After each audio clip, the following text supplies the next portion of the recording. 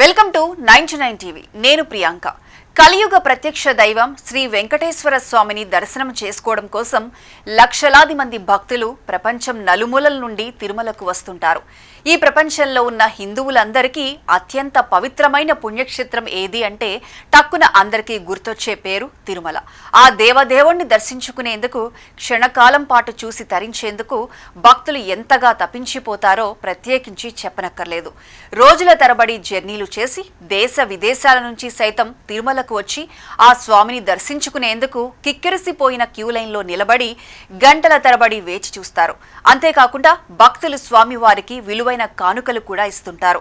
ఇక్కడికి వచ్చే భక్తులు తమ కోరికలు నెరవేరాలని ఆశిస్తూ గర్భగుడిలోని శ్రీనివాసుడికి బంగారు ఆభరణాలను సమర్పించడం సర్వసాధారణం. ఈ ఆభరణాల వెనుక ఉన్న భక్తి భావం, విశ్వాసం, పరమ ప్రేమ గడిచిన శతాబ్దాలుగా కొనసాగుతోంది. తిరుమల శ్రీవారికి సమర్పించే బంగారు ఆభరణాలు అనేక రకాలుగా ఉంటాయి. కొంతమంది భక్తులు తమకు పిల్లలు పుట్టిన సందర్భంగా, ఉద్యోగం వచ్చినప్పుడు, వ్యాధి నయం అయిన తరువాత, లేదంటే ముఖ్యమైన కోరికలు నెరవేరినప్పుడు ఆభరణాలను సమర్పిస్తారు. వీటిలో బంగారు హారాలు, కిరీటాలు, చెవిరింగులు, మకుటాలు వంటి ఎన్నో కానుకలు ఉంటాయి. ఇవన్నీ టీటీడీ ఆధ్వర్యంలో భద్రంగా నిల్వ చేయబడి పరమ పవిత్రమైన సేవల్లో ఉపయోగిస్తుంటారు. ప్రతి సంవత్సరం జరిగే బ్రహ్మోత్సవాలు, వివిధ పర్వదినాల సందర్భంగా ఈ ఆభరణాలను ప్రత్యేకంగా అలంకరిస్తారు.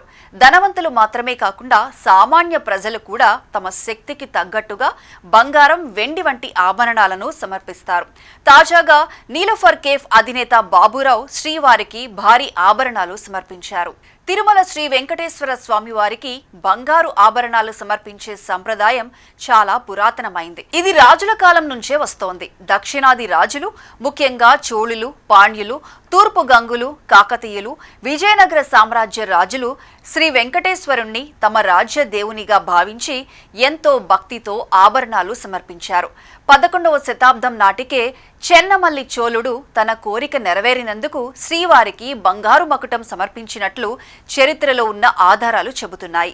ఆ తర్వాత కాకతీయ రాణి రుద్రమదేవి కూడా శ్రీవారికి బంగారు మాలలు, నవరత్నాలతో కూడిన కిరీటాలు సమర్పించిందని తెలుస్తోంది. శ్రీకృష్ణదేవరాయలు శ్రీవారిపై అధిక భక్తి కలిగి ఉన్నారు. ఆయన కాలంలో తిరుమల ఆలయం అత్యున్నత శోభను పొందింది. ఆయన స్వయంగా ఆభరణాలు సమర్పించడమే కాకుండా ఆలయ నిర్మాణానికి బంగారు నిధులు కూడా ఇచ్చారు. రాజుల తర్వాత రాజ్యాలు మారినా, కాలం మారినా భక్తి రూపం మాత్రం మారలేదు. నేటికి కూడా భక్తులు బంగారు ఆభరణాలను శ్రీవారికి సమర్పిస్తూ ఉంటారు. తాజాగా తిరుమల శ్రీవారికి బంగారం, వజ్రాలతో చేసిన యజ్ఞోపవీతం సమర్పించారు నీలోఫర్ కేఫ్ యజమాని బాబురావు. దాదాపు కిలో బంగారం, కోటి రూపాయల వజ్రాలతో చేయించిన యజ్ఞోపవీతాన్ని టీటీడీకి అందజేసింది బాబురావు కుటుంబం. హైదరాబాద్ అంటే అందరికీ టక్కున గుర్తొచ్చేది చార్మినార్, బిర్యానీ, చాయ్ బిస్కెట్. నగరానికి కొత్తగా వచ్చేవారు ఖచ్చితంగా ఈ మూడింటిని ఆస్వాదించాల్సిందే. అంతలా అవి ప్రాచుర్యం పొందాయి. ఇక ఇటీవల హైదరాబాద్ చాయ్ అంటే అందరూ చెప్పే పేరు నీలోఫర్ కేఫ్. ఎప్పటి నుంచో ఈ కేఫ్ ఫేమస్ అయినా మొన్న మధ్య హైటెక్ సిటీ ప్రాంతంలో కొత్త బ్రాంచ్ ఓపెన్ చేయడంతో దాని పేరు, బ్రాండ్ ఇమేజ్ మరింత పెరిగింది. దేశవ్యాప్తంగా నీలోఫర్ కేఫ్ పేరు మార్మోగింది. కృషి ఉంటే మనుషులు ఋషులవుతారు అనే మాటను నిజం చేసిన వ్యక్తి బాబురావే. కష్టపడి పనిచేస్తే జీవితంలో ఎంత పెద్ద స్థాయికి చేరుకోవచ్చో ఆయన నిరూపించారు.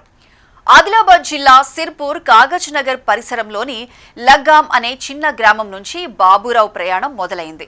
ట్రైన్లో టికెట్ లేకుండా హైదరాబాద్ చేరిన ఆయన కష్టాలను ఎదుర్కొంటూ దశల వారీగా ఎదిగారు. 5 రూపాయల జీతంతో జీవితం ప్రారంభించిన బాబురావు నేడు కోట్లాది రూపాయల ఆస్తికి యజమాని అయ్యారు. నిరుపేద కుటుంబంలో పుట్టిన బాబురావు చిన్నతనంలోనే కష్టాలు చూశారు.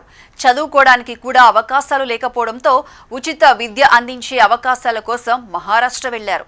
అక్కడ హాస్టల్లో ఉండి 10వ తరగతి వరకు చదువుకొని ఖర్చుల కోసం చిన్న చిన్న పనులు చేసేవారు. అంతకుమించి చదివించడానికి తల్లిదండ్రులకు సామర్థ్యం లేకపోవడంతో బాబురావు హైదరాబాద్లో పనిచేయాలని నిర్ణయించారు. దాదాపు 40 ఏళ్ల క్రితం అలా ట్రైన్లో టికెట్ కూడా లేకుండా హైదరాబాద్ నాంపల్లి రైల్వే స్టేషన్ ప్రాంతానికి చేరుకున్న చేరుకున్నారు బాబురావు. అక్కడే ఉన్న బట్టల దుకాణంలో సేల్స్ మెన్ ఉద్యోగం కోసం అడిగారు. అంతలోనే అక్కడికి ఒకరిద్దరు కస్టమర్లాగా తనకున్న వాక్చాతుర్యంతో బట్టలు విక్రయించారు. అది చూసిన షాప్ యజమాని ఫిదా అయిపోయి 5 రూపాయల జీతం ఇచ్చారు. అలా నగరానికి వచ్చిన బాబురావు 5 రూపాయల జీతంతో తన జీవనాన్ని మొదలుపెట్టారు. ఆ తర్వాత హోటల్లో పనిచేస్తే భోజనం, ఉండడానికి వసతి ఉంటుందని ఓ వ్యక్తి చెప్పడంతో కింగ్ కోటి ప్రాంతంలోని ఓ హోటల్లో పనికి కుదిరారు.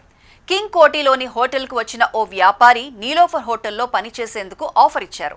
అలా నీలోఫర్ హోటల్లో క్యాష్ కౌంటర్ పై పనికి కుదిరారు బాబురావు. నీలోఫర్ హోటల్లో కష్టపడి పనిచేశారు. కౌంటర్ పనితో పాటు సప్లై, పూరీలు చేయడం, టేబుళ్లు క్లీన్ చేయడం వంటి ఇతర పనులు కూడా చేశారు. ఆ తర్వాత నీలోఫర్ హోటల్ యజమాని కేఫ్ను బేరం పెట్టారు. బాబురావు కష్టాన్ని చూసి కేఫ్ను నువ్వే కొనుక్కో అని ఆఫర్ ఇచ్చారు. అలా 1978లో లక్డీ కప్పుల్లో నీలోఫర్ కేఫ్ను బాబురావు సొంతం చేసుకున్నారు. ఆ తర్వాత 4 ఏళ్లకు బంజారా హిల్స్లో మరో బ్రాంచ్ ఓపెన్ చేశారు. 25 పైసలతో ఛాయ్ అమ్మకాలు మొదలుపెట్టిన బాబురావు ప్రస్తుతం ఒక టీని 999 చొప్పున అమ్ముతున్నారు. ప్రస్తుతం నీలోఫర్ కేఫ్ కు నగరంలో 5 బ్రాంచ్లున్నాయి. రోజువారీ టీ అమ్మకాలు 20,000 కప్పుల వరకు ఉంటాయి. బ్రాంచ్ ను బట్టి ఒక్కోటి 50 రూపాయల నుంచి 999 రూపాయల వరకు విక్రయిస్తున్నారు. ఆయన దగ్గర దాదాపు 700 మంది వరకు పనిచేస్తున్నారు. బాబురావు దాతృత్వ సేవలోనూ ముందుంటారు. ప్రతిరోజు ఆసుపత్రుల వెలుపల సుమారు 400 మందికి భోజనం పెడుతుంటారు. వేలాది మందికి అంతిమ సంస్కారాలకు సహాయం చేశారు. అలా 5 రూపాయల జీతంతో జీవితాన్ని ప్రారంభించిన బాబురావు నేడు కోట్లు సంపాదించారు. కష్టపడి పనిచేస్తే ఏదైనా సాధించవచ్చని నిరూపించారు. సొంత కాళ్లపై నిలబడాలనుకునే ఎందరికో ఆదర్శంగా నిలిచారు. తాజాగా తిరుమల శ్రీవారికి భారీగా బంగారు, వజ్రాలతో తయారు చేసిన కానుకలు అందించి మరోమారు వార్తల్లో నిలిచారు.